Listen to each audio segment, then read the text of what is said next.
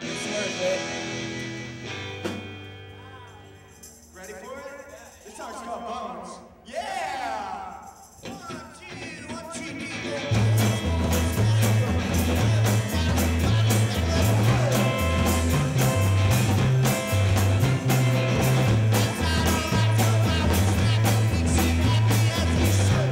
I'm Tom, and I play guitar and sing.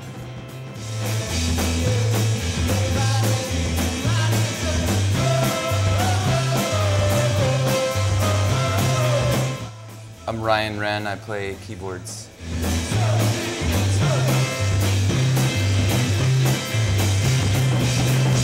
And I'm Clark Phillips, and I do percussion. Would you describe part of your job as interpretive dance? It's definitely improvisation. It's not, you know, and I mean, it's a reaction to the music. So, you know, it's more of a, you know, an improvisation of movement. So it's not really interpreted. You know, interpretive dance seems like, you know, very stylistic, where I just let loose and do whatever. He gets filled with the Holy Spirit of rock and roll. Yeah. It's true. It's like I'll be exhausted and I'll play a show, and then like, you know, up until the second of the show, I'll be just like really calm, and then like once the songs start, then you know, I kind of go into my own world, and then you know, things happen, don't happen. I don't know. It depends.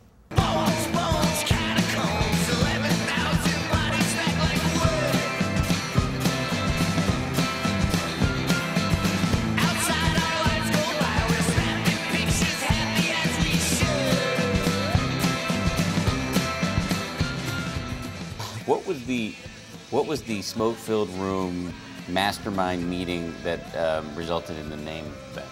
I guess the smoke-filled meeting was in my own head. Yeah. I like it. Obviously, I think Electric Tickle Machine to us, like, it's supposed to be a reference to the evolving relationship between humanity and technology, and kind of like the vessels through which we process our culture, our art, our entertainment, and like how we can look at doing something artistic within the context of like a world where we already know the output, or like the situation. And it also, I mean, it kind of says to me at least, this is going to be a fun band. Hopefully it's a little playful and mischievous. I think like one of the things we hold dear is like a certain amount of just playfulness and absurdity that is like how we almost confront everyday life. There's something about being a little provocative, and I don't know, it's not about taking ourselves too seriously. When you hear it when I first heard the name, it was like, that's so odd, but it works. You know, it's something.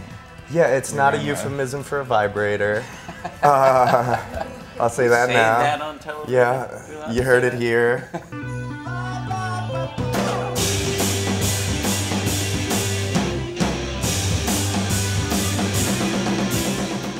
How and why did you develop such a sort of, you know, robust and fervent local following here?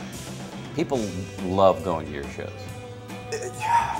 I wish there was a science to it. I think initially our first shows, just all of our friends came out, and from there they told their friends a little bit, and it just became this kind of thing where we were all implanted in our own scenes around New York City before we came together. And once we were able to get a bunch of people in the room, I mean, yeah, I think it was just a natural reaction, and we're happy to have it.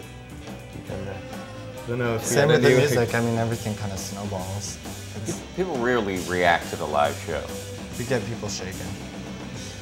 That's a good thing. Yeah, that was one of the things we set out to do, is make sure like our performance was something that like engaged the crowd, and it wasn't just seeing another rock show and being there for the 4 bands and keeping our arms folded. And that's another thing that Clark does. Yeah.